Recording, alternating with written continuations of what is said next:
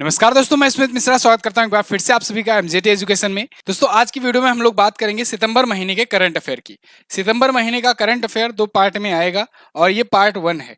Part 1 और part 2 के माध्यम से हम लोग पूरे के पूरे सितंबर महीने की जितने भी करंट अफेयर बन सकते हैं, सारे के सारे क्वेश्चंस को हम लोग रिवाइज करेंगे बहुत ही अच्छे तरीके से। डिटेल एक्सप्लेनेशन भी होगा, क्वेश्चंस हिंदी और इंग्लिश दोनों लैंग्वेज में होंगे, तो बहुत ही अच्छा लगेगा आपको। चाहे आप किसी भी एग्जाम की तैयारी कर रहे हो, एसएससी, बैंक, रेलवे के, यूपीएससी, स्टेट पीसीएस, किसी भी एग्जाम की तैयारी कर रहे हो, करंट अफेयर में पूरा का पूरा कंटेंट आपको उसके लिए मिलेगा यहाँ पर। शुरू करते हैं वीडियो को। अच्छा, इसकी पीडीएफ और क्विज भी आपको प्रोवाइड की जाती है। पीडीएफ और क्विज आपको एमजेटी ऐप पर मिलेगी। पिछले भी महीनों के सारी पीडीएफ और सारे क्विज अवेलेबल हैं, तो आप पिछले महीने की सारी पीडीएफ और क्विज एमजेटी ऐप से डाउनलोड कर सकते हो। सिंपली गूगल प्ले स्टोर पर जाना है और एमजेटी एजुकेशन लेकर के सर्च करना है और इस ऐप को डाउनलोड कर लेना है। आपको पिछले सभी महीनों की फ्री में पीडीएफ और क्विज मिल जाएंगे यहाँ पर। शुरू करते हैं। तो पहला क्वेश्चन आपके सामने है, हाल ही में भारत का पहला सोलर रूफ साइकिलिंग ट्रैक कहां पर बनाया गया? तो सोलर रूफ साइकिलिंग ट्रैक कुछ इस प्रकार से होगा और यह बनाया गया है हैदराबाद में। हैदराबाद आप सबको पता है तेलंगाना की राजधानी है। ठीक है, तो यह बनाया गया है, इसका नाम रखा गया है हेल्थ वे। क्या नाम रखा गया है? हेल्थ वे।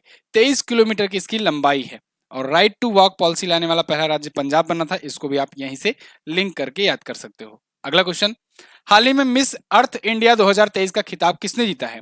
तो मिस अर्थ इंडिया का खिताब जीता है दोस्तों प्रियांश सेन ने। किसने? प्रियांश सेन ने। यहां पर आपको प्रियांश सेन दिख जाएंगी, तो इन्होंने जीता हुआ है।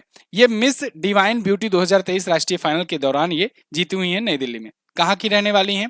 ये राजस्थान जयपुर की हैं। ठीक है ना, राजस्थान के जयपुर की हैं, ताइक्वांडो खिलाड़ी भी हैं और ये पिछले साल की विजेता वंशिका परमार की जगह पर आई हैं। अच्छा, मिस वर्ल्ड और मिस यूनिवर्स इन दोनों को रिकॉल कर लिया करो हर बार। R'Bonney Gabriel Miss Universe बनी है 2022 की और कैरोलिना बिलावस्का 2022 में ये बनी है क्या? Miss world. क्लियर है? चलो अगला, केंद्रीय मंत्री नितिन गडकरी ने कहां पर दुनिया की पहली 100% एथेनॉल ईंधन वाली कार लॉन्च करी? तो दोस्तों, अभी हाल ही में इन्होंने लॉन्च किया है ये नई दिल्ली में।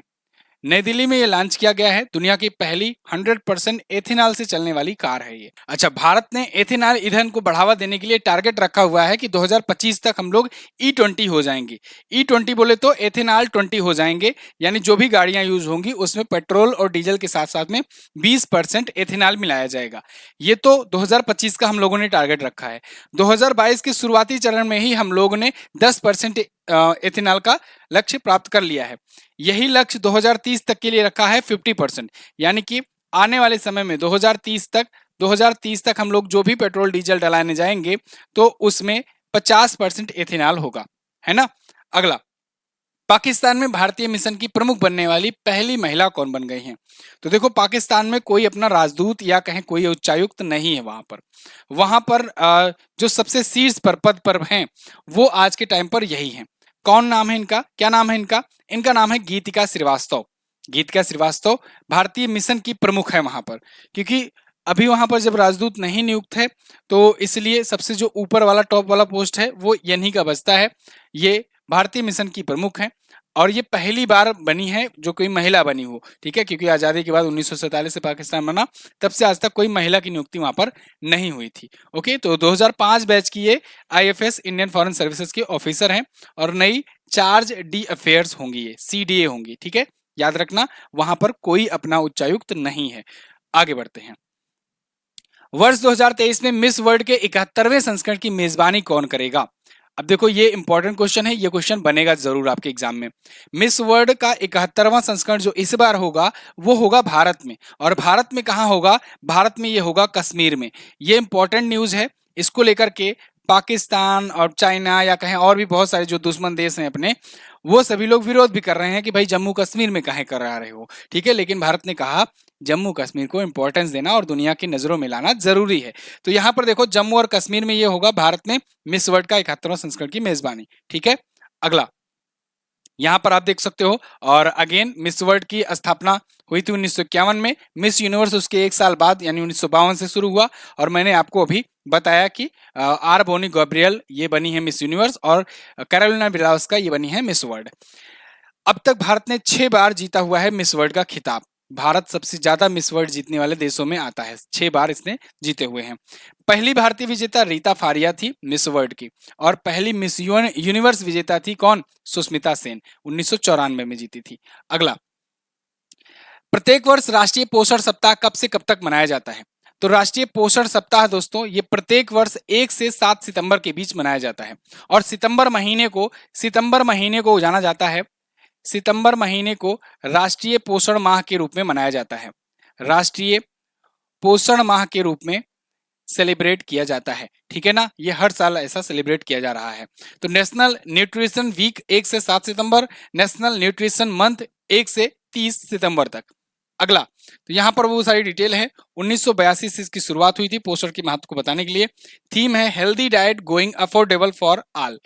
अगला, हाल ही में रमन मैग्सेसे पुरस्कार 2023 किसने जीता है? रमन मैग्सेसे पुरस्कार, जिसे दोस्तों हम लोग जानते हैं एशिया के नोबेल के नाम से, एशिया का नोबेल भी कहते हैं, एशिया का नोबेल भी इसे कहते हैं। तो इस पुरस्कार को इस बार जीता है कोरवी रक्षन ने, डॉक्टर रवि कन्नन ने, इसके अलावा यूजीनियो लेमोस ने, मरियम कोरोनेल फेरर ने, और ये उपरोक्त सभी, ये 4 लोगों ने जीता हुआ है। ठीक है ना, ये 4 के नाम आपको यहाँ पर दिए गए हैं, ये चारों आपको यहाँ पर दिख जाएंगे। 65वां रमन मैग्सेसे पुरस्कार है। ठीक है ना, तो ये इन चारों को दिया गया है, 2023 की ये विजेता है। कोरवी रक्षन जो है बांग्लादेश के हैं, जागो फाउंडेशन के संस्थापक हैं। यूजेनियो लोमोस तिमोर लेस्ते, ये तिमोर लेस्ते देश है एक, वहां के हैं और कृषि विशेषज्ञ हैं। मेरिनियम कोरोनल फेरर जो है ये फिलीपींस के हैं, निर्माण में अहिंसक रणनीतियों की परिवर्तनकारी शक्तियों में अटूट विश्वास के कारण इनको मिला है। और डॉक्टर रवि कन्नन, ये इंपॉर्टेंट है क्योंकि ये भारतीय हैं और इनको कैंसर रोग विशेषज्ञ के रूप में जाना जाता है और इनको दिया गया है। तो इनका नाम आपको ज्यादा ध्यान रखना है, और वैसे चारों का नाम रखोगे तो अच्छी बात है। दोस्तों, फिलीपींस के 7वें नंबर के प्रेसिडेंट थे, 7वें नंबर के प्रेसिडेंट थे रमन मैग्सेसे, उनके नाम पर यह शुरुआत किया गया और उन्हीं के नाम पर यह दिया जाता है रमन मैग्सेसे पुरस्कार, एशिया का नोबेल इसे कहते हैं। ठीक है ना। अगला, किस राज्य के भद्रवाह राजमा और रामबन सुलाई शहद को जीआई टैग दिया गया? भद्रवाह राजमा और रामबन सुलाई शहद, ये दोनों प्रोडक्ट हैं कहाँ के? ये दोनों प्रोडक्ट हैं जम्मू और कश्मीर के। तो इन दोनों प्रोडक्ट को अभी दिया गया है जीआई टैग। यहाँ पर देख लो, जम्मू कश्मीर के डोडा जिले में भद्रवाह राजमा उगाया जाता है और रामबन शहर में रामबन सुलाई शहद जो है ये उत्पादन किया जाता है इसका। तो ये दोनों ही फेमस हैं। और देखो यहाँ पर चिनाब घाटी का गौरव और लाल सेम के नाम से भी भद्रवाह राजमा को जाना जाता है, इसे ध्यान रखिएगा। जम्मू कश्मीर से मैंने आपको बताया है कि जम्मू कश्मीर के केसर को भी मिल चुका है जीआई टैग, जम्मू कश्मीर के गुच्छी मशरूम को भी मिल चुका है जीआई टैग, गुच्छी मशरूम को मिल चुका है जीआई टैग। इसके अलावा बसोहाली पेंटिंग को भी मिल चुका है जीआई टैग, बसोहाली पेंटिंग्स को भी अभी जीआई टैग मिला था। ठीक है, ये सारी चीजें आप याद रखेंगे जम्मू कश्मीर से। अगला, हाल ही में रेलवे बोर्ड की पहली महिला अध्यक्ष कौन बनी? देखो, रेलवे एक्ट लाया गया था 1890 में, ठीक है ना, एक्ट लाया गया था 1890 में, और रेलवे बोर्ड का गठन किया गया, बोर्ड का गठन किया गया 1905 में। आज से 118 साल पहले इसका गठन हुआ था, और 118 साल के इतिहास में आज तक रेलवे बोर्ड की कोई महिला अध्यक्ष नहीं थी। ये पहली महिला अध्यक्ष बनी है। नाम है इनका जया वर्मा सिन्हा, ये आपको दिख जाएंगी, जया वर्मा सिन्हा। तो ये हैं रेलवे बोर्ड की अध्यक्ष, नई अध्यक्ष। किसकी जगह पर आई हैं? ये आई हैं दोस्तों, किसकी जगह पर? ये आई हैं अनिल कुमार लोहाटी की जगह पर। 2024 तक, 31 अगस्त तक इनका कार्यकाल होगा। देखो, ये बाकी चीजें मैंने आपको बता दी। करजन के टाइम पर दोस्तों 1905 में रेलवे बोर्ड का गठन हुआ था। ठीक है ना। रेलवे के बारे में बात करें तो भारत में रेलवे की शुरुआत कब हुई थी? 16 अप्रैल को हुई थी। 16 अप्रैल 1853 में डलहौजी के टाइम पर भारत में रेलवे की शुरुआत हुई थी। पहली जो ट्रेन थी, ये आपसे पूछा जाएगा, पहली जो ट्रेन चलाई गई थी वो कहां से कहां तक चली थी? आप बताएंगे बॉम्बे से लेकर के थाने के बीच में चलाई गई थी। 34 किलोमीटर की ये दूरी रहा करती थी, और ट्रेन का नाम क्या था? ट्रेन का नाम था ब्लैक ब्यूटी। क्या नाम था? ब्लैक ब्यूटी नाम था। ठीक है ना, इतनी चीज आप याद रखेंगे। अगला, हाल ही में अंतरराष्ट्रीय क्रिकेट खेलने वाली पहली ट्रांसजेंडर कौन बनी? अंतरराष्ट्रीय क्रिकेट खेलने वाली पहली ट्रांसजेंडर कौन बन गई हैं? डेनियल मैकगाहे। कौन? डेनियल मैकगाहे, यहां पर आपको दिख रही हैं। ये कनाडा की टीम से खेलती हैं। ठीक है, ट्रांसजेंडर हैं ये, और ट्रांसजेंडर मतलब जो अपना जेंडर चेंज करा ले, ट्रांसफर करा ले। तो कनाडा की ये बल्लेबाज क्रिकेटर हैं और इनको आईसीसी की पात्रता मानदंडों के लिए कई प्रकार के टेस्ट देने पड़े, वो सब पास करने के बाद इनको अप्रूवल मिल गया है। तो 4 से 11 सितंबर तक लॉस एंजल्स में जो अभी क्वालिफाइंग टूर्नामेंट खेला गया उसमें भी ये क्वालिफाई कर चुकी हैं। अगला, हाल ही में इसरो ने किस नाम से देश का पहला सौर मिशन लॉन्च किया? तो ये पूरे महीने का चर्चे का विषय रहा। Aditya L1, Aditya L1 launch किया दोस्तों इसरो ने। आदित्य एल1 मिशन जो था ये देश का पहला सौर मिशन था। इस पर मैंने आपको वीडियो भी दी है आदित्य एल1 मिशन के बारे में, एल1 पॉइंट क्या होता है, सब कुछ अच्छे से समझाया हुआ है। यहाँ पर भी आपको मैं काफी चीजें बताऊंगा, जैसे जैसे ये सूर्य है और ये है पृथ्वी, यहां से ये भेजा गया है एल1 पॉइंट के लिए भेजा गया है, इसीलिए इसको आदित्य एल1 कहा जा रहा है। आदित्य तो सूर्य की पर्यायवाची है और एल1 ये इस एल1 पॉइंट पर भेजा गया है, इसलिए एल1 नाम है। एक्चुअली में ये लंगेरेजियन पॉइंट है। इस जगहों पर अगर छोड़ा जाता है, ऐसे 5 पॉइंट हैं एल1, एल2, एल3, एल4, एल5, इन जगहों पर अगर किसी सैटेलाइट को छोड़ा जाता है या किसी भी ऑब्जेक्ट को छोड़ा जाता है तो वो अपना एक ऑर्बिट बना लेता है और उस पर चक्कर लगाने लगता है, तो इसीलिए इन लंगेरिजियन पॉइंट पर भेजा जाता है। तो यहाँ पर एल1 पॉइंट चुना गया है। एल1 पॉइंट इसलिए जिससे ग्रहण का कोई इफेक्ट ना देखने को मिले, ठीक है। तो ये भेजा गया है और ये 15 लाख किलोमीटर दूर है पृथ्वी से, और 7 प्रकार के पेलोड भेजे गए हैं। उन सबके प्रकार आप बहुत ज्यादा डिटेल में अगर जानना चाहते हैं तो इस पर मैंने वीडियो बनाई हुई है, आपको सर्च करना है आदित्य एल1 एमजेटी एजुकेशन, मिल जाएगी वीडियो, ठीक है। तो किस रॉकेट से भेजा गया ये इंपॉर्टेंट है, सबसे ज्यादा इंपॉर्टेंट। रॉकेट का नाम था PSLV-C57 का एक्सल वर्जन। 2 सितंबर को 11:50 पर सुबह में भेजा गया ये सतीश धवन अंतरिक्ष केंद्र श्रीहरिकोटा से। यहीं से अगर आपको याद हो चंद्रयान 3 भी भेजा गया था जो 23 अगस्त को सक्सेसफुली लैंड कर गया, ठीक है। तो 7 उपकरण भेजे गए हैं। अगला, हाल ही में प्रेस इंफॉर्मेशन ब्यूरो यानी पीआईबी का प्रमुख किसे बनाया गया? तो पीआईबी के नए प्रमुख दोस्तों बन गए हैं कौन? ये बन गए हैं मनीष देसाई। मनीष देसाई आपको यहां पर दिख रहे हैं। इन्हें प्रेस इंफॉर्मेशन ब्यूरो का नया अध्यक्ष चुना गया है। 1989 बैच से भारतीय सूचना सेवा के ये प्रतिष्ठित अधिकारी रहे हैं। पीआईबी के बारे में बात करें तो 1919 में ही स्थापना हुई थी, नई दिल्ली में इसका हेडक्वार्टर है और नए अध्यक्ष मनीष देसाई। अगला, हाल ही में कहां पर गाई यात्रा महोत्सव मनाया गया? गाई यात्रा महोत्सव ये दोस्तों नेपाल में मनाया जाता है।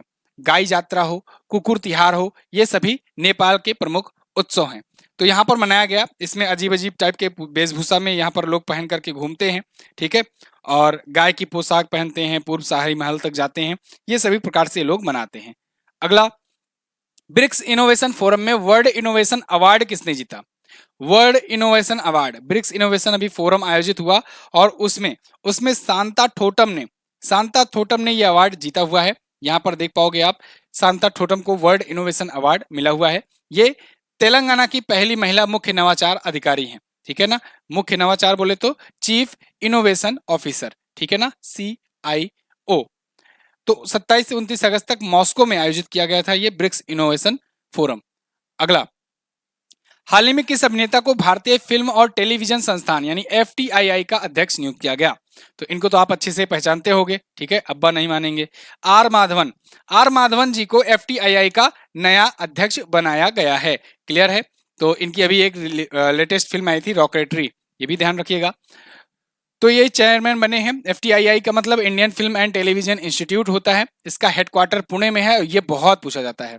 इसका हेडक्वार्टर पुणे में है। FTII का हेडक्वार्टर बहुत पूछा जाता है क्योंकि अक्सर हेडक्वार्टर में लोग दिल्ली, मुंबई यही सब लगाते हैं, लेकिन पुणे रहता है ऑप्शन में और उसको कोई ध्यान नहीं देता है। 1960 में इसकी स्थापना हुई थी और भूपेंद्र कैथोला इसके निदेशक हैं। अगला, 2024 में पहली जायद चैरिटी मैराथन की मेजबानी कौन सा राज्य करेगा? पहली जायद चैरिटी मैराथन, देखो जायद जो है ना, जायद तो आप सुनते हो ना, UAE में ही होते हैं, खलीफा बिन जायद अल नहयान सुने हो। तो जायद UAE और केरल के संबंधों को मजबूत करने के लिए केरल में अभी आयोजित करने की घोषणा हुई है। यह चैरिटी मैराथन होगी, एक मैराथन रेस होगी, तो केरल इसको आयोजित कर रहा है। 2024 में ये होगा, ठीक है ना। संयुक्त अरब अमीरात और भारत के बीच लंबे समय से चले आ रहे संबंधों में एक महत्वपूर्ण विकास है ये। जायद का नाम संयुक्त अरब अमीरात के पूर्व राष्ट्रपति दिवंगत शेख जायद बिन सुल्तान अल नहयान की विरासत के सम्मान में शुरू किया गया है। सितंबर 2023 में किस देश में दुनिया का पहला पोर्टेबल अस्पताल आरोग्य मैत्री क्यूब बनाया गया? आरोग्य मैत्री क्यूब ये दुनिया का पहला पोर्टेबल हॉस्पिटल है, चलता फिरता हॉस्पिटल है। तो इसको अभी हाल ही में बनाया है भारत ने बनाया है दुनिया का पहला ये पोर्टेबल हॉस्पिटल, आरोग्य मैत्री क्यूब। ठीक है, इसमें 72 क्यूब्स में पैक किया जा सकता है और ये एयरलिफ्ट भी किया जा सकता है। मतलब अगर कोई पहाड़ी इलाका है, कोई दुर्गम इलाका है, वहां से भी एयरलिफ्ट करके भी मरीज को पहुंचाया जा सकता है। 48 घंटों तक 100 जीवित बचे लोगों को सहारा देने के लिए ये सक्षम है।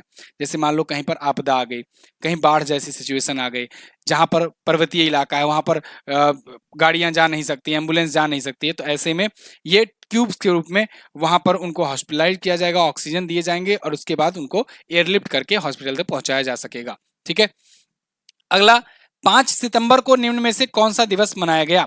तो 5 सितंबर को आप सब जानते हो राष्ट्रीय शिक्षक दिवस मनाया जाता है। बहुत ही इंपॉर्टेंट है, नेशनल टीचर्स डे, ये 5 सितंबर को मनाया जाता है। ठीक है ना, बाकी राष्ट्रीय बालिका दिवस तो आप जानते हो, गर्ल चाइल्ड डे, ये 24 जनवरी को मनाते हैं, 24 जनवरी को मनाते हैं। ठीक है, तो ये भारत के दूसरे राष्ट्रपति डॉक्टर सर्वपल्ली राधाकृष्णन जी की जयंती के अवसर पर मनाया जाता है 1962 से ही। विश्व शिक्षक दिवस बात करें तो 5 अक्टूबर को, राष्ट्रीय शिक्षक दिवस बात करें तो 5 सितंबर को। आगे, हाल ही में पुरुष हॉकी 5 एशिया कप का खिताब किसने जीता? तो इसको जीत लिया है भारत ने। पुरुष हॉकी का 5 एशिया कप आयोजित हुआ अभी और इसको भारत ने जीत लिया पाकिस्तान को हरा करके। ठीक है, तो भारत सेमीफाइनल में मलेशिया को हराया था और फाइनल में जाकर के पाकिस्तान को हराया। FIH पुरुष हॉकी 5 वर्ल्ड कप 2024 में प्रवेश कर लिया है इसी के जीत के साथ। दोस्तों, हॉकी का विश्व कप भी इस बार इंडिया में हुआ था, हॉकी विश्व कप हुआ था और हॉकी विश्व कप जीता किसने था? विश्व कप हुआ था 2023 का, इसको जीता किसने था? इसको जीता था जर्मनी ने। जर्मनी इसका विजेता रहा था, याद रखना। ये भारत में आयोजन किया गया था, ओडिशा में। हाल ही में किसने राजघाट पर महात्मा गांधी जी की 12 फीट ऊंची प्रतिमा का अनावरण किया? तो इस प्रतिमा का अनावरण किया है द्रौपदी मुर्मू जी ने। हमारी प्रेसिडेंट द्रौपदी मुर्मू जी ने राजघाट पर, जो कि महात्मा गांधी जी का समाधि स्थल है, वहां पर महात्मा गांधी जी की 12 फीट ऊंची प्रतिमा का अनावरण किया हुआ है। तो यहाँ पर देखिए, अच्छा, इसी राजघाट में अगर आपको याद हो G20 समिट के बाद दौरान जितने भी नेता थे, जो लीडर आए हुए थे, वर्ल्ड लीडर, उन सबको PM मोदी जी लेकर के गए थे राजघाट पर। तो सभी लोगों ने वहां पर जाकर के बापू जी को श्रद्धांजलि भी दी, क्योंकि महात्मा गांधी जी शांति के, अहिंसा के, समझ लो कि सबसे बड़े एक सिंबल हैं। चलो आगे, डूरंड कप किसने जीता? ये बहुत इंपॉर्टेंट है। डूरंड कप किसने जीत लिया है? इसको जीत लिया है मोहन बागान सुपर जायंट्स ने। मोहन बागान सुपर जायंट्स ये सबसे ज्यादा जीतने वाली ये टीम बन गई है। अगर आपको याद हो तो पिछली जो महीने की क्लासेस थी उसमें मैंने एक बार बताया भी था कि मोहन बागान और ईस्ट बंगाल ये दोनों के 16-16 खिताब थे, 16-16 पर बराबर थे, लेकिन अब ये बढ़ गया है, +1 हो गया है, तो इसके हो गए हैं 17 खिताब। इसके साथ ये बन गया है सबसे ज्यादा बार ये डूरंड कप जीतने वाली टीम। ठीक है, और दूसरे स्थान पर ईस्ट बंगाल है जो 16 खिताब जीती हुई है। एशिया का सबसे पुराना फुटबॉल टूर्नामेंट माना जाता है डूरंड कप। ठीक है, आयोजन इसका हुआ था कोलकाता में और जीता किसने? मोहन बागान सुपर जायंट्स ने। ठीक है, और ईस्ट बंगाल को ही फाइनल में हराया। मतलब ईस्ट बंगाल देख रहे हो, मजबूत टीम है, फाइनल तक पहुंची थी। हाल ही में किस राज्य के मुख्यमंत्री ने दिव्यांग बच्चों को सशक्त बनाने के लिए सबल योजना शुरू की? सबल योजना अभी इसे शुरू किया है किसने? हिमाचल प्रदेश सरकार ने। हिमाचल प्रदेश के जो CM हैं उन्होंने दिव्यांग बच्चों को सशक्त बनाने के लिए सबल योजना शुरू की है। अब इसमें विशेष रूप से विकलांग बच्चों के लिए आवश्यक सुविधाएं और अवसर प्रदान किया जाएगा। साथ ही साथ सरकारी नौकरियों में 2% का आरक्षण का भी प्रावधान है। अब हिमाचल प्रदेश आया है तो याद होगा, इसी से मैंने आपको बताया था संजीवनी परियोजना। संजीवनी परियोजना आप याद रखेंगे, परियोजना। इसके अलावा ग्रीन स्टेट बनेगा, ये कब तक? 2025 तक ये ग्रीन स्टेट बनने के लिए ग्रीन पॉलिसी लाया हुआ है।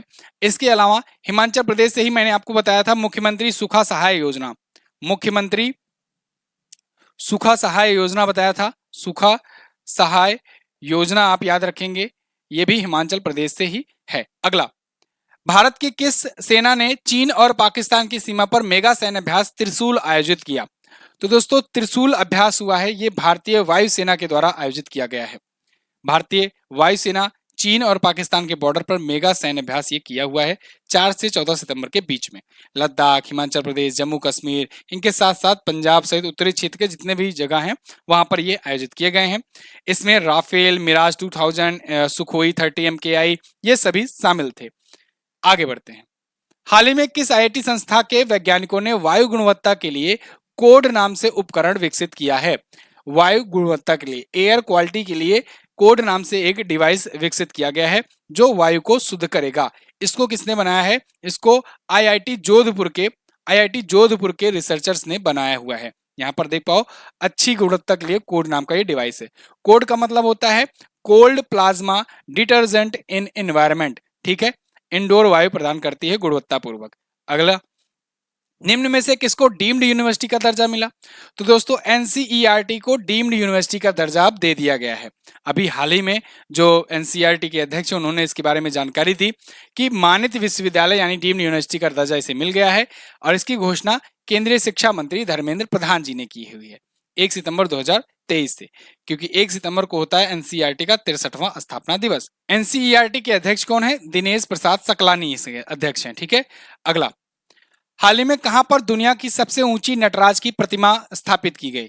तो दोस्तों ये दिख रहा है ना आपको, भारत मंडपम के जस्ट सामने, ये भारत मंडपम के जस्ट सामने नटराज जी की सबसे ऊंची प्रतिमा अभी स्थापित की गई है। चूंकि भारत मंडपम नई दिल्ली में है इसीलिए नई दिल्ली में ही आप लगाएंगे ऑप्शन। तो ये अभी तक की दुनिया की सबसे ऊंची है, अष्ट धातु की मूर्ति है यानी 8 धातुओं से मिलकर के बनी हुई है, 20 टन की वजन है, 28 फीट ऊंचाई है। भारत मंडपम नई दिल्ली में। भारत मंडपम आपको याद हो इसका भी उद्घाटन किया गया था, यहीं पर हुआ G20 समिट। G20 समिट जो है ये यहीं पर आयोजित हुआ है, इसको आप याद रखेंगे। 2023 की G20 समिट की मेजबानी भारत ने यहीं पर की।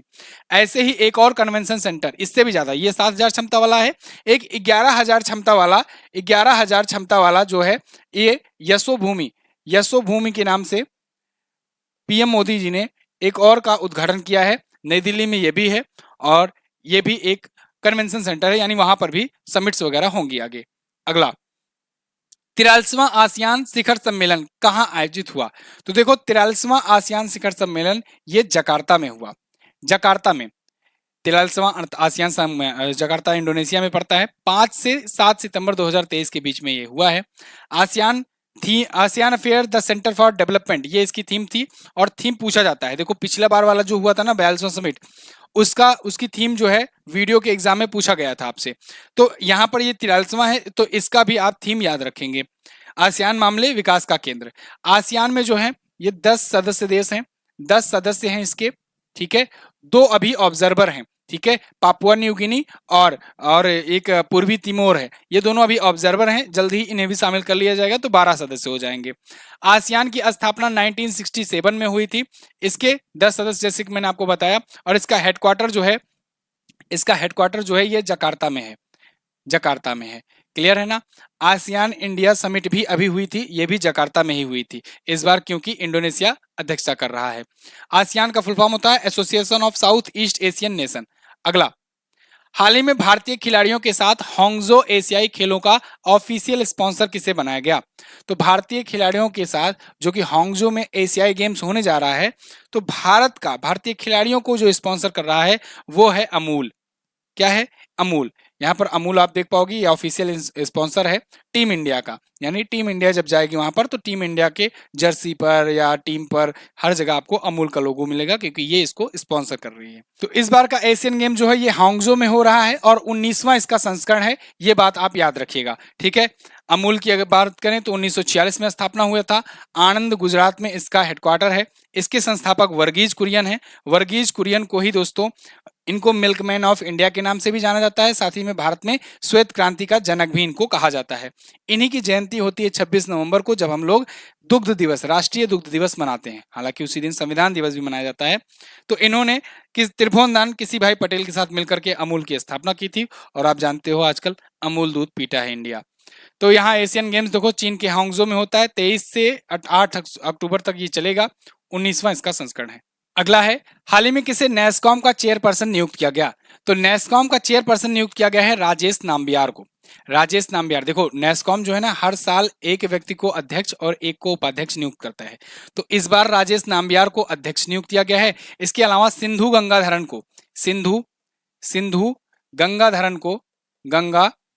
को नियुक्त किया है इनको उपाध्यक्ष। ये बात ध्यान रखिएगा, इंपॉर्टेंट है दोनों का नाम, ठीक है। तो नेस्कॉम है, नेस्कॉम का मतलब national association of software and services companies, ठीक है। तो ये इनको अध्यक्ष नियुक्त किया है। इसकी स्थापना 1988 में हुई थी। नंदन नीलकेणी ने इसको स्थापित किया था और इसका हेडक्वार्टर नोएडा और नई दिल्ली में है। आईसीसी पुरुष क्रिकेट विश्व कप 2023 का प्रायोजक कौन बना, यानी इसका स्पॉन्सर कौन बना है? तो इसका स्पॉन्सर बन गया है दोस्तों महिंद्रा एंड महिंद्रा। देखो टाटा जो है ये आईपीएल का और डब्ल्यूपीएल का स्पॉन्सर है, ये बात याद रखिएगा। Mahindra and Mahindra ICC cricket विश्व कप का हो गया है। इसके अलावा अमूल मैंने आपको बताया एशियन गेम्स में टीम इंडिया का है, ये टीम इंडिया का है ना। इसके अलावा याद रखना, इसके अलावा एक है आईडीएफसी फर्स्ट बैंक। इसको अभी हाल ही में बीसीसीआई ने घरेलू मैचों के लिए बनाया है। बीसीसीआई ने घरेलू मैचों के लिए इसे बनाया, जितनी भी घरेलू सीरीज होती है ना उसके लिए ये स्पॉन्सर होगा, घरेलू मैचों के लिए ये स्पॉन्सर होगा, ठीक है। ये बात आप याद रखिएगा। एक और चीज, इंडियन ऑयल ने भी अभी एक स्पॉन्सरशिप हासिल की है, किसका? मोटो जीपी रेस का। इंडियन ऑयल इंडियन ऑयल ने जो मोटो जीपी भारत हो रहा है ना, मोटो जीपी भारत ये आयोजित हो रहा है ग्रेटर नोएडा में, तो इसका ये टाइटल स्पॉन्सर है इंडियन ऑयल। ये भी याद रखिएगा, इंपॉर्टेंट है सभी के सभी पॉइंट। तो महिंद्रा और महिंद्रा के बारे में जान लो। इसकी स्थापना 1945 में हुई थी, मुंबई में हेडक्वार्टर है, अध्यक्ष हैं आनंद महिंद्रा। अगला, किस मंत्रालय ने मालवीय मिशन शुरू किया? मालवीय मिशन इसको अभी हाल ही में दोस्तों शुरू किया है, किसने? इसको शुरू किया है शिक्षा मंत्रालय ने। केंद्रीय शिक्षा मंत्री धर्मेंद्र प्रधान जी ने यह शुरू किया है, शुभारंभ किया है। ये शिक्षक प्रशिक्षण कार्यक्रम है, टीचर्स ट्रेनिंग प्रोग्राम है एक, मालवीय मिशन, ठीक है। अगला, अंतरराष्ट्रीय साक्षरता दिवस कब मनाया जाता है? वर्ल्ड लिटरेसी डे, बहुत इंपॉर्टेंट है। 8 सितंबर को ये मनाया जाता है प्रत्येक वर्ष, लिटरेसी को बढ़ावा देने के लिए। थीम इस बार काफी लंबी है, इसलिए थीम पूछे जाने के चांसेस कम है। अगर पूछा भी जाएगा तो ये यहाँ से ये पहली लाइन तक ही पूछा जाएगा, ठीक है ना, यानी promoting literacy for a world in transition. तो इसको जो है अंतरराष्ट्रीय साक्षरता दिवस दुनिया भर में साक्षरता फैलाने के लिए ये मनाया जाता है। यूनेस्को की 14वीं सत्र में 26 अक्टूबर 1966 से ये शुरू हुआ था। अगला, हाल ही में 20वां आसियान भारत शिखर सम्मेलन कहाँ आयोजित किया गया? अभी मैंने आपको बताया आसियान इंडिया समिट, ये भी हुआ कहाँ पर? जकार्ता में, इंडोनेशिया में। यहाँ पर पीएम मोदी जी भी हिस्सा लिए थे। तो ये आसियान इंडिया समिट था, 20वां संस्करण था इसका। और इसके अलावा यहीं पर 18वां पूर्वी एशिया शिखर सम्मेलन भी हुआ साथ ही साथ में। तो ये तीनों आप याद रखेंगे, एक तो 43वां आसियान शिखर सम्मेलन, 18वां पूर्वी एशिया शिखर सम्मेलन और 20वां आसियान भारत सम्मेलन। ये संस्करण आपसे पूछे जाएंगे इस बार, ठीक है ना। सब के सब कहाँ हुए? इंडोनेशिया में हुए। अगला, मध्य प्रदेश का कौन सा शहर भारत का पहला सौर नगर या कहें सौर शहर बना? तो दोस्तों मध्य प्रदेश का एक शहर है सांची, इसको इंडिया का पहला सोलर सिटी बनाया गया है। सोलर सिटी बनाया गया है। सोलर सिटी क्यों बनाया गया है? यहाँ पर देखो सोलर पैनल का ज्यादा यूज किया जा रहा है, जिससे बिजली उत्पादित की जा सके, इलेक्ट्रिसिटी जनरेट की जा सके। अब आप सोचोगे सांची ही क्यों चुना गया? भाई मध्य प्रदेश में ही अगर बनाना था तो और भी बहुत बहुत सारे शहर हैं, वहां पर चुना जाता।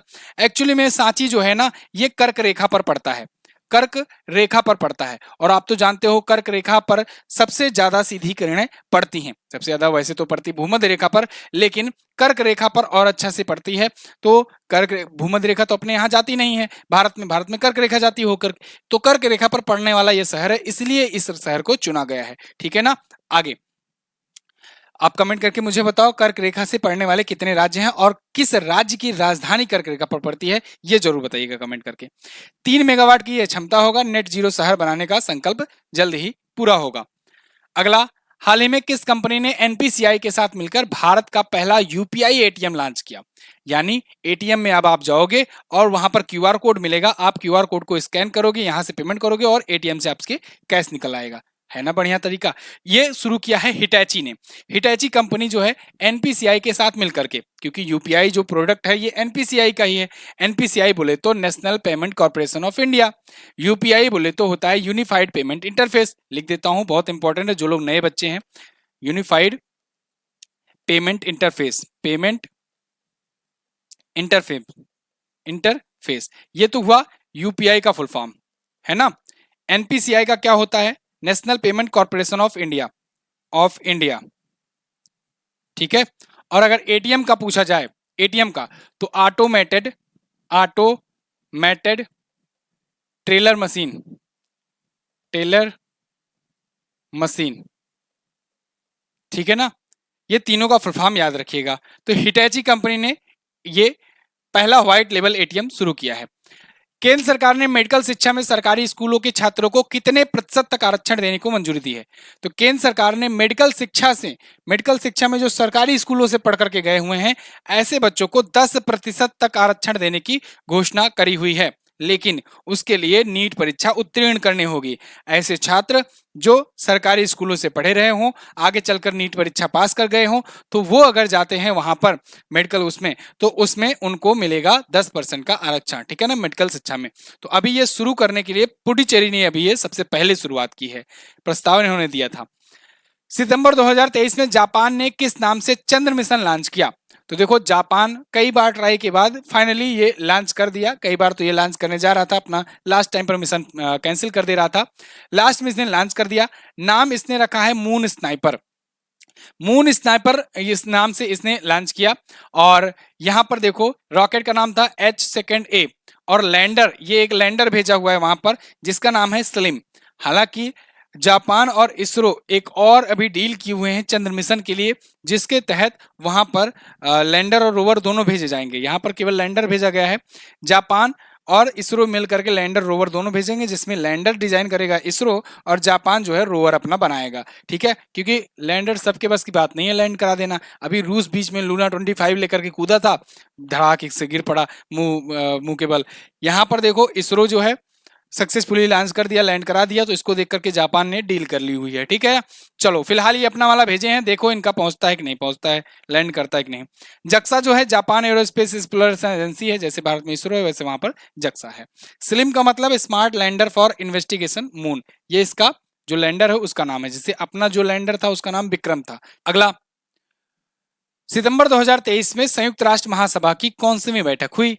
तो अभी ये 78वीं बैठक हुई है। कौन सी? 78वीं बैठक हुई है और इसकी अध्यक्षता कर रहे हैं डेनिस फ्रांसिस। इनका नाम आप याद रखेंगे।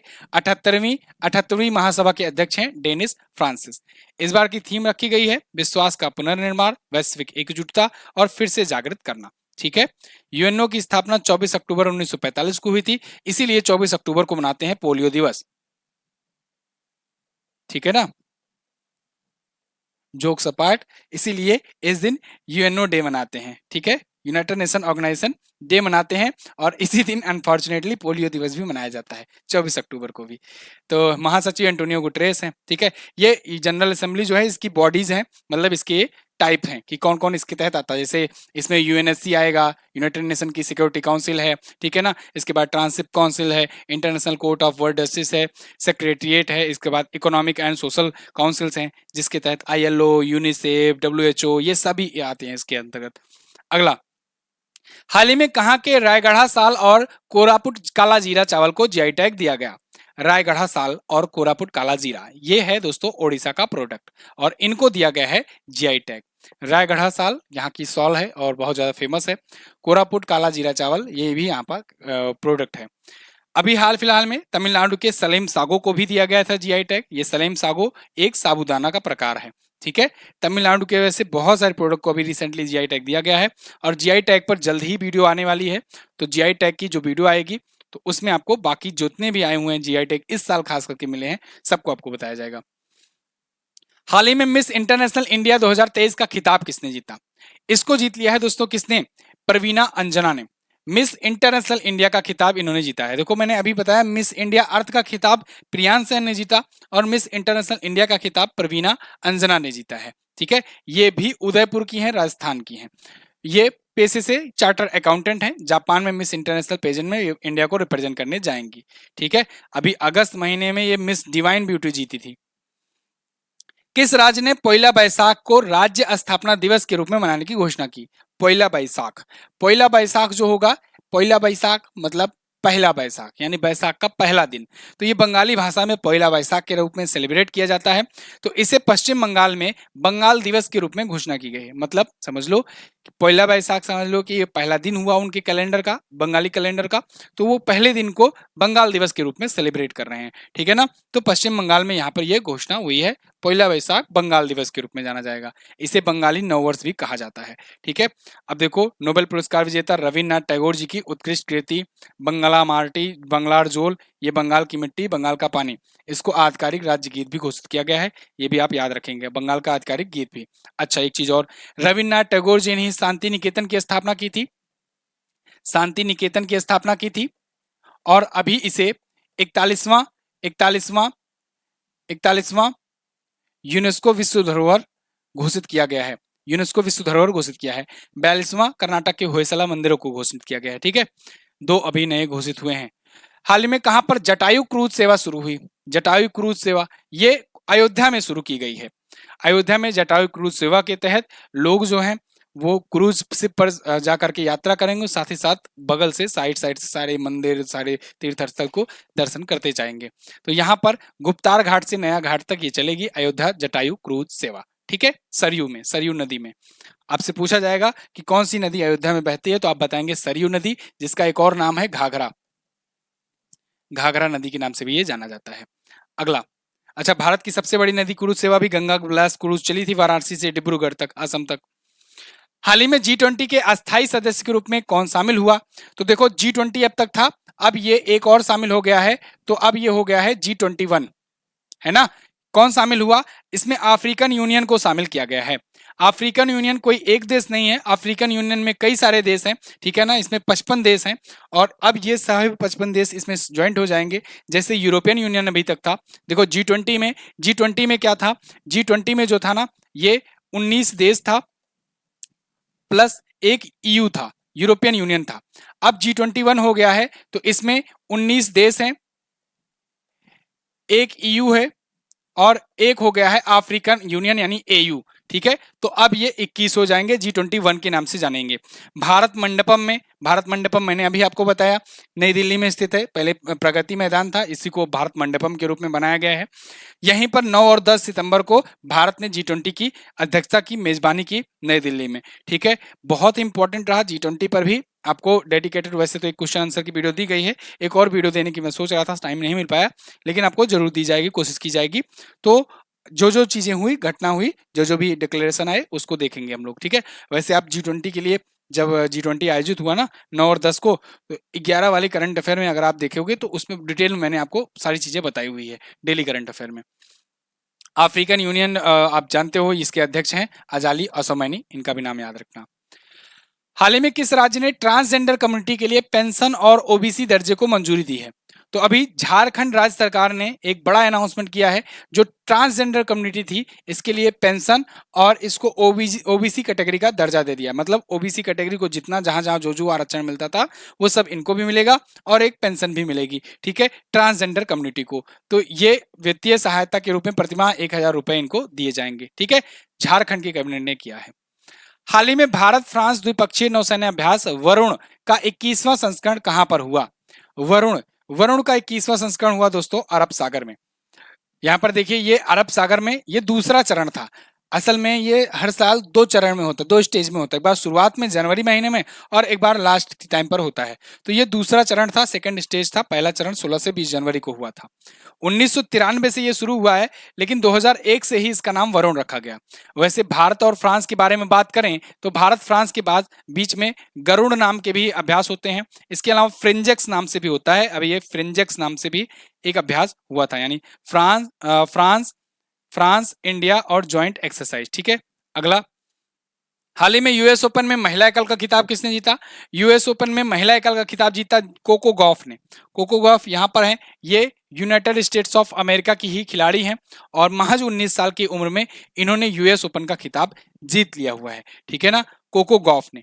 ये तो जीती है महिला एकल। अच्छा, इन्होंने किसको हराया? इन्होंने आर्याना सेबलेंका को हराया है, जो कि बेलारूस की हैं। आर्याना सेबलेंका ने दोस्तों ऑस्ट्रेलियन ओपन जीता था इस बार, ऑस्ट्रेलियन ओपन जीता था इस बार। ठीक है ना, ओपन 2023 इन्होंने जीता था, इसको बात ध्यान रखिएगा, बेलारूस की हैं ये। तो कोको गॉफ ने इनको हरा दिया फाइनल में और जीत गई है, ठीक है। इनको 25 करोड़ रुपए के आसपास में यहाँ पर मिले हुए हैं। यूएस ओपन हार्डकोर पर खेला जाता है और साल का अंतिम ग्रैंड स्लैम होता है। पुरुष में कौन जीता है? पुरुषों में जीता है दोस्तों नोवाक जोकोविच ने, ठीक है ना। अभी आगे मैं बताऊंगा उनके बारे में। किस देश ने ग्लोबल बायोफ्यूल अलायंस की घोषणा की? तो देखो G20 में ही अभी एक ग्लोबल बायोफ्यूल अलायंस लॉन्च किया गया है, भारत के द्वारा लॉन्च किया गया है। इसमें भारत के और भी बहुत सारे देश शामिल हैं, जैसे आपको यहाँ पर दिख जाएंगे जो बाइडन साहब, शेख हसीना दिख जाएंगी, एलॉफ स्कोल दिख जाएंगे, ठीक है ना। इसके बाद यहाँ पर ये जॉर्जिया मेलोनी दिख जाएंगी, यूएई के आपको मिल जाएंगे, ठीक है। ये सभी देश इसमें शामिल हो रहे हैं। तो ये G20 समिट में ग्लोबल बायोफ्यूल अलायंस शुरू किया गया है। इसमें क्या होगा, बायोफ्यूल को बढ़ावा दिया जाएगा। जो बायोफ्यूल होते हैं ना, जैसे एथेनॉल के मिश्रण है हो गए, इन सब के बनाए हुए जो बायोफ्यूल है उनको बढ़ावा दिया जाएगा और जो क्रूड ऑयल है उनकी डिपेंडेंसी कम की जाएगी। तो 20% तक मिश्रण को बढ़ाने को लेकर के ये सभी सहमत हुए हैं। अब देखो यहाँ पर अगर इन सभी संस्थापक देशों में केवल 3 की बात की जाए, जैसे अमेरिका, भारत और ब्राजील की, ठीक है, लूला डिसॉल्वा भी थे इसमें, तो ये 3 देश ही मिलकर के 85% तक का एथेनॉल में उत्पादन करते हैं, ठीक है ना। ओपेक जो है इसकी डिपेंडेंसी कम हो जाएगी। ओपेक वो है, ये 13 देशों के समूह है, organisation of petroleum exporting countries. ये वे 13 देश हैं, यही जो दुनिया भर में क्रूड ऑयल कितने में बिकेगा, कैसे बिकेगा, कहाँ कहाँ मिलेगा, ये सभी यही 13 देश डिसाइड करते हैं। G20 शिखर सम्मेलन में भारत ने कितने पैराग्राफ का ऐतिहासिक घोषणा पत्र जारी किया? तो देखो ये ऐतिहासिक डिक्लेरेशन था 83 पैराग्राफ का। 83 पैराग्राफ या कहें 83 पॉइंट्स का ये डिक्लेरेशन था। आज तक के G20 के इतिहास में इतना लंबा डिक्लेरेशन कभी नहीं आया, कभी नहीं आया। और वो भी ऐसे समय में जब 2 बड़े देश जो हैं वो लड़ रहे हैं आपस में, दुनिया 2 ध्रुवों में बटी हुई है, ऐसे टाइम पर इतना लंबा पैराग्राफ आना, ठीक है, कि मतलब इतना ज्यादा वाइड क्षेत्र को कवर किया गया है। जब कहीं युद्ध वगैरह चल रहा होता है ना, तो लोग कोशिश करते हैं धीरे से छोटे छोटे मुद्दों को लेकर के मतलब किनारे हुआ जाए, सभी मुद्दों को ना लिया जाए, नहीं तो कहेंगे युद्ध वाला मुद्दा भी लो, है ना। लेकिन यहाँ भारत ने बहुत ही चालाकी से 83 पॉइंट, इतना ज्यादा पॉइंट्स भी लिए और सभी को सहमत भी किया, सभी लोग जाकर के प्रशंसा भी कर रहे थे और यहाँ सभी तरीके से संतुलित किया गया है। अब इसमें डिक्लेरेशन के कुछ मुख्य पॉइंट है जिनको मैं आपको बता दूं। मजबूत, दीर्घकालिक, संतुलित और समावेशी विकास के लिए ध्यान में दिया गया। शांति के लिए सभी धर्मों की प्रतिबद्धता और आतंकवाद की निंदा की गई।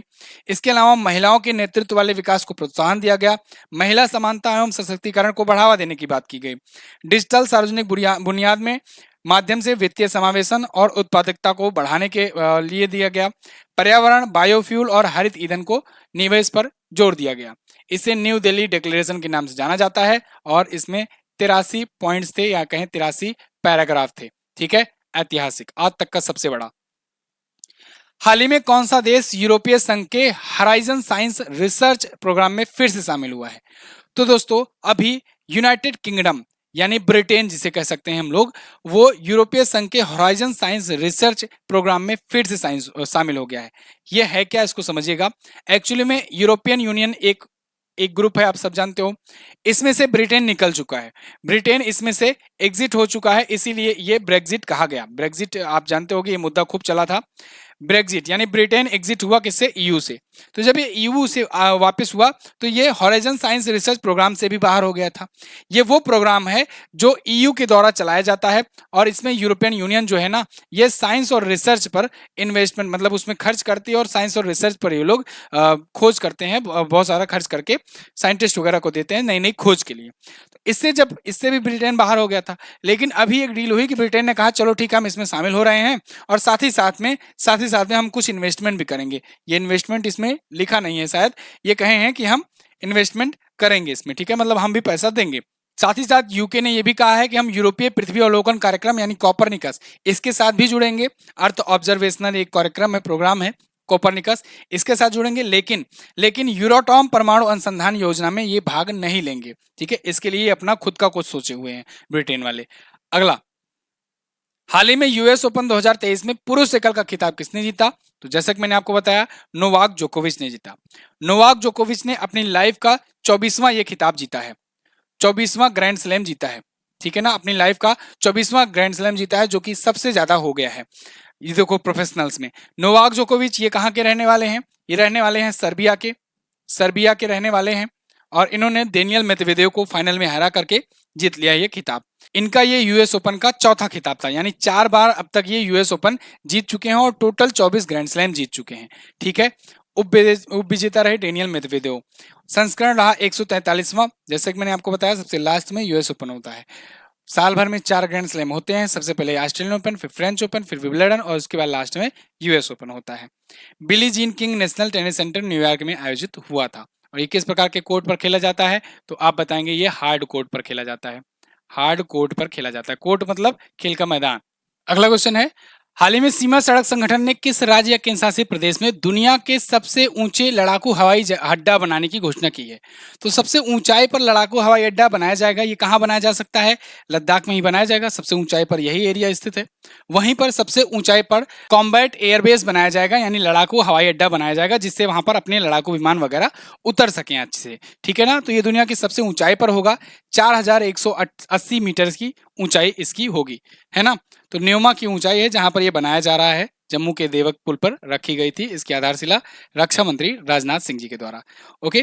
तो 12,340 करोड़ ये आज का बजट हो गया है बीआरओ का। BRO border road organisation, border area में जितने भी कंस्ट्रक्शन करने होते हैं, ब्रिज बनाना हो, पुल बनाना हो, रोड बनाना हो, सबका काम इसी को सौंपा जाता है। ठीक है।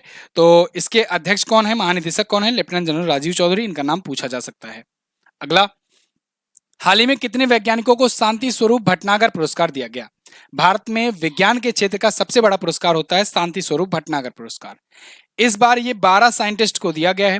प्रत्येक वर्ष ये 7 कैटेगरीज में दिया जाता है। ये बात ध्यान रखिएगा, 7 कैटेगरीज में दिया जाता है शांति स्वरूप भटनागर पुरस्कार।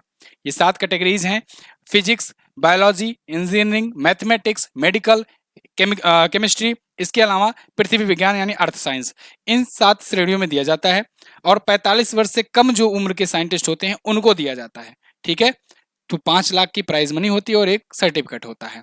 अब ये शुरू किया गया था शांति स्वरूप भटनागर जी के नाम पर, जो कि CSIR के पहले निदेशक थे, उन्हीं के नाम पर ये शुरू किया गया था। इसे ध्यान रखिएगा। ये सभी जो विजेता हैं उनकी लिस्ट है आपके सामने। Biological science, chemical science, video को पॉज करके आप पढ़ लीजिएगा। डेली करंट अफेयर में सारी चीजें आपको बताई जाती हैं। यहाँ पर जो है थोड़ा ज्यादा क्वेश्चन हैं, इसलिए हम लोग तेजी से चलेंगे। हाल ही में किसने सबसे तेज 13,000 वनडे रन बनाने का विश्व रिकॉर्ड बनाया? तो दोस्तों सबसे तेज 13,000 रन पूरा किए हैं विराट कोहली ने। विराट कोहली ने सचिन तेंदुलकर का रिकॉर्ड तोड़ दिया है। महज 267 मैचों में ही ये 13,000 प्लस रन बना लिए हैं। सचिन तेंदुलकर 321 पारियों में ये इतने रन बनाए थे। एशिया कप 2023 में पाकिस्तान के खिलाफ इन्होंने शतक बनाया और उसके बाद इन्होंने ये रिकॉर्ड बनाया। अच्छा, इनके वनडे मैचों में 47 शतक हो गए हैं। सचिन तेंदुलकर से अभी महज 2 शतक ये दूर हैं। अगला, यूएस ओपन 2023 में पुरुष युगल का ग्रैंड स्लैम किसने जीता? देखो यूएस ओपन से क्वेश्चन बनेगा ही बनेगा। तो मैंने आपको मेंस सिंगल बताया, विमेन सिंगल बताया। अब यहाँ पर पुरुष युगल्स और उसके बाद फिर महिला युगल देख लो और मिक्स डबल्स भी देख लो। तो देखो इसमें पुरुष युगल की बात करें तो राजीव राम और जो सालिसबरी की जोड़ी ने इसको जीता हुआ है पुरुष युगल का खिताब। इसके अलावा गैब्रियाला डोब्रावस्की और एरिन रूटलिफे, इन्होंने महिला एकल का खिताब जीता है। तो इसको तो मैं अंडर कर दे रहा हूं। इस क्वेश्चन का ऑप्शन आपका बी सही होगा। ठीक है, पुरुष युगल के विजेता हैं। उप विजेता में रोहन बोपन्ना और मैथ्यू हेब्डन थे। महिला युगल ये जीती है। मिश्रित युगल एंड मिक्स डबल जो है ये हैरी ओलिवेरा और एना डालिनीना ने जीता हुआ है। अगला, हाल ही में India middle east Europe mega economic corridor यानी आईमेक इसकी घोषणा हुई। इसमें कौन सा देश शामिल नहीं है? ये बहुत इंपॉर्टेंट है। देखो आईमेक जो बन रहा है ना, या India middle east Europe mega economic corridor, इसमें ये सभी देश जो हैं अभी जुड़े हुए हैं।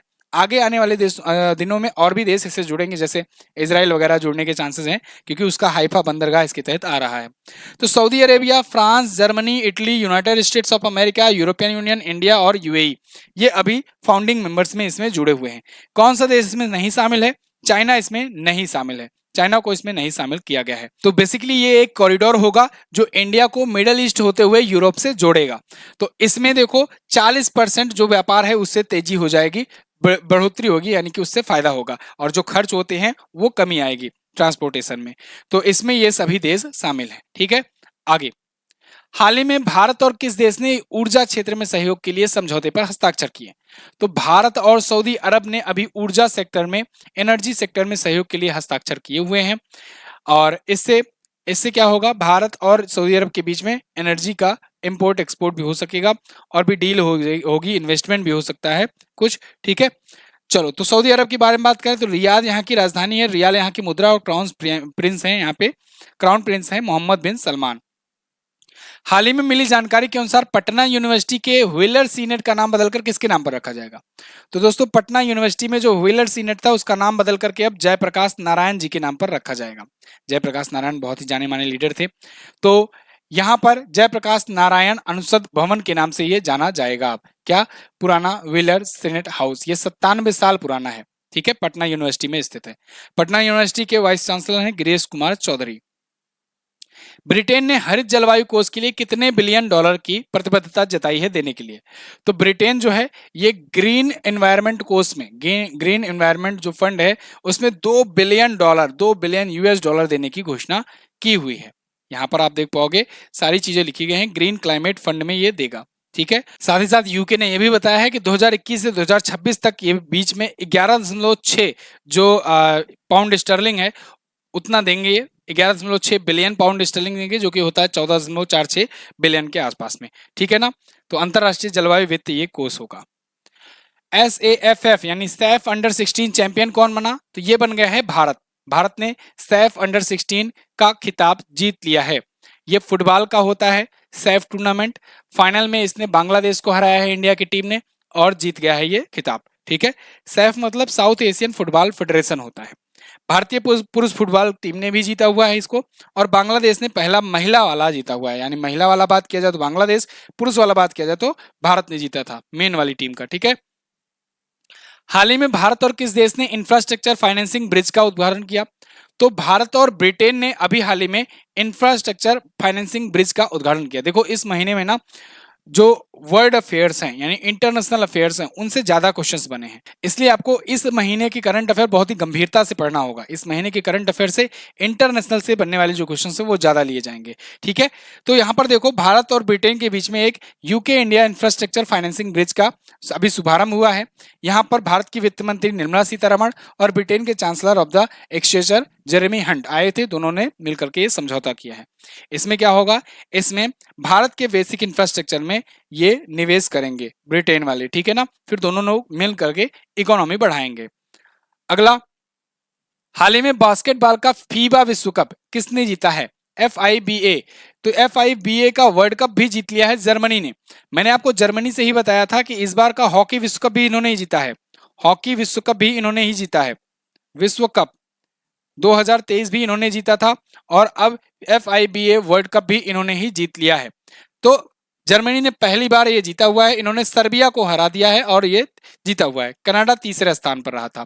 19वां संस्करण था इस बार का, 25 अगस्त से 10 सितंबर तक आयोजित हुआ। कहां पर आयोजित हुआ? फिलीपींस, जापान और इंडोनेशिया में, ठीक है। फीफा मतलब इंटरनेशनल बास्केटबॉल फेडरेशन। इसकी स्थापना 1932 में जिनेवा में हुई थी, लेकिन हेडक्वार्टर इसका मीस स्विट्जरलैंड में है और शेख सऊद अली अल तियानी इसके अध्यक्ष हैं। हाल ही में किस राज्य ने 5वीं राष्ट्रीय व्हील चेयर रग्बी चैंपियनशिप जीती है?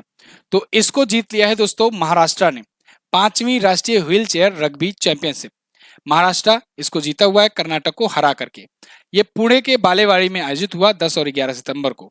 बिहार ने हरियाणा को हरा करके तीसरा स्थान हासिल किया, ठीक है। एक और रिक्वेस्ट है आप लोगों से, देखो वीडियो को आप देखते हो, इतना कंटेंट लाया जाता है डिटेल में, आप लोग वीडियो को लाइक और शेयर जरूर कर दिया करो।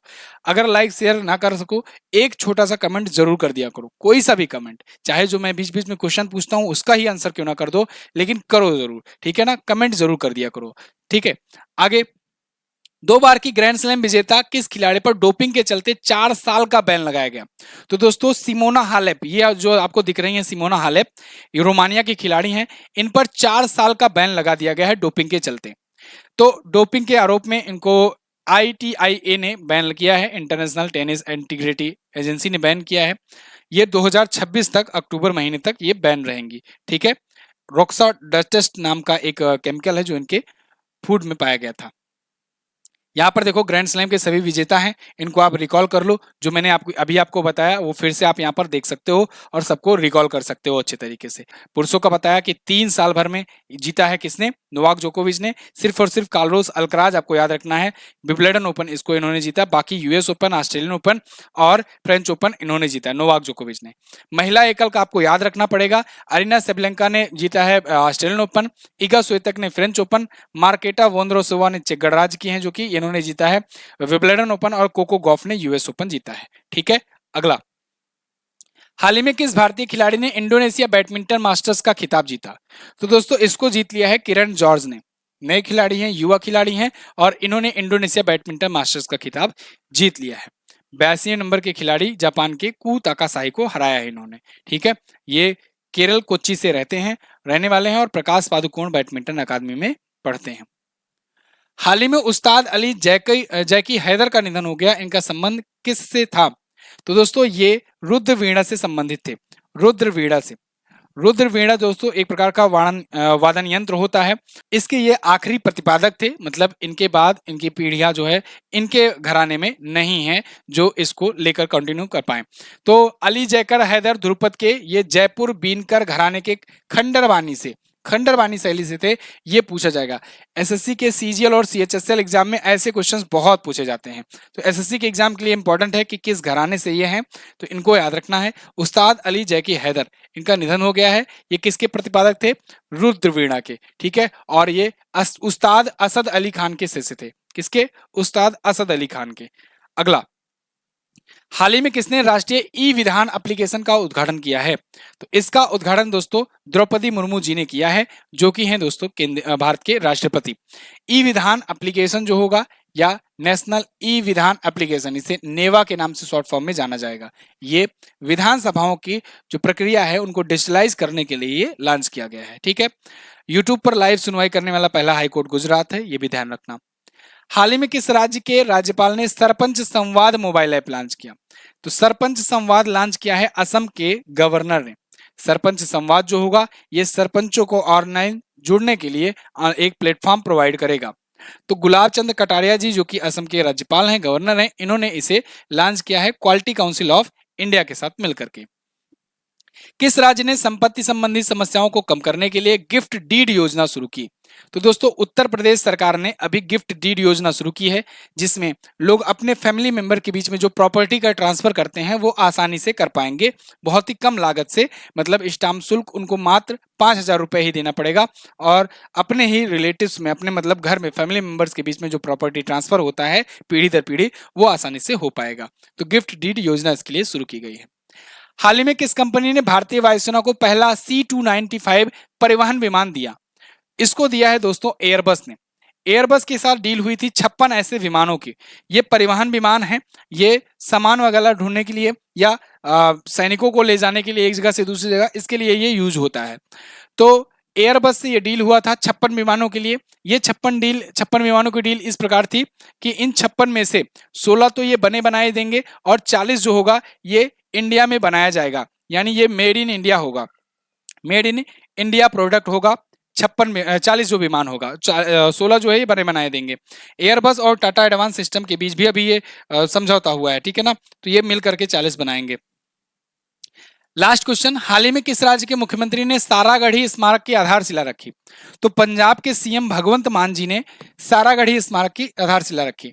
सारागढ़ी की लड़ाई बहुत ज्यादा फेमस है। गढ़ी की ऐतिहासिक लड़ाई जो है दोस्तों 1897 में लड़ी गई थी। इसमें क्या हुआ था, इसमें अफगानों के खिलाफ भारतीय सिखों ने लड़ाई लड़ी थी। भारत के 21 सिखों ने लगभग 10,000 अफगान हमलावरों को के अटैक को रोका था। और ये अटैक इतना ज्यादा, मतलब ये केवल 21 सैनिक ही थे, लेकिन नाको चने चबा दिए थे इनको, ठीक है। तो इसीलिए इनकी वीरता को देखते हुए यहाँ पर एक स्मारक बनाया जा रहा है, सारागढ़ी स्मारक। इसकी आधारशिला रखी गई है पंजाब के सीएम भगवंत मान जी के द्वारा। कहाँ पर है? पंजाब के फिरोजपुर जिला में। ये तो थे 70 क्वेश्चन। ये 70 क्वेश्चन आपको एग्जाम में जरूर हेल्प करेंगे, ये मेरा उम्मीद है, आशा है, और आई होप आपको ये समझ में भी आया होगा। इसकी पीडीएफ भी आपको प्रोवाइड की जाएगी। आप में से जो लोग पेट की तैयारी कर रहे हो, बहुत कम प्राइस कर दिया गया है पेट का, और बहुत कम समय बचे हैं। आप इतने समय में अच्छे तरीके से रिवाइज कर सकते हो। समझ लो कि ये एक वीडियो फॉर्मेट वीओडी फॉर्मेट में अब तो बचा है, कोर्स आप लेकर के लास्ट समय में, अंतिम समय में भी तैयारी कर सकते हो। तो जो लोग भी यूपी ट्रिपल एससी बैच के लिए इंटरेस्टेड हैं, वो आप एमजेटी ऐप पर जाएं। गूगल प्ले स्टोर पर एमजेटी ऐप आपको मिल जाएगा और वहां से जाकर के आप इसे कर सकते हैं। या फिर डिस्क्रिप्शन में लिंक व्हाट्सएप का दिया गया है नंबर का, आप व्हाट्सएप कीजिए और इसके बारे में और जानकारी चाहिए आपको तो आप वहां पर पूछिए, आपको पूरा बताया जाएगा। थैंक यू सो मच यहाँ तक क्लास देखने के लिए। और इसकी क्विज पीडीएफ जैसे कि मैंने आपको बताया एमजेटी ऐप पर मिलेगी। एमजेटी ऐप बहुत ही खूबसूरत ऐप है, इसको आप डाउनलोड करो। बहुत ही जबरदस्त ऐप है एमजेटी ऐप, इसको आप सभी लोग डाउनलोड करो, मैं सबसे यही कहूंगा। पिछले सारे महीनों की यहाँ पर फ्री में क्विजेस, बहुत सारी स्टडी मटेरियल, फ्री में पीडीएफ, ये सब आपको मिलेगी। इस वीडियो की पीडीएफ आपको यहाँ पर मिल जाएगी। ठीक है, थैंक यू सो मच। मिलेंगे अगली क्लास में, तब तक के लिए नमस्कार, जय हिंद, वंदे मातरम।